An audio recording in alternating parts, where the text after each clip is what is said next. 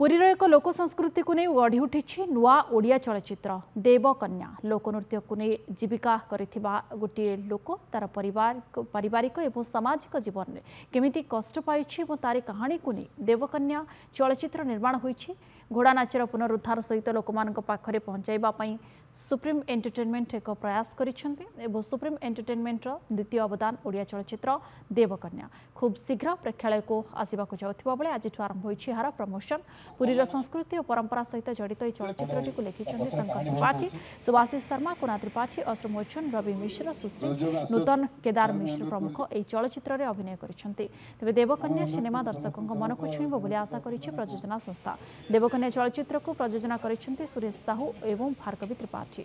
निर्देशना देइछन्ति अभिज्ञ निर्देशक राशेष महांती, चित्रोत्तोलन करिसेंति सुदर्शन सेनापति। आरंभ हला 2-3 वर्ष तळ कथा बहुत डेवलप करथिले से पुन्ना भाई प्रथम काल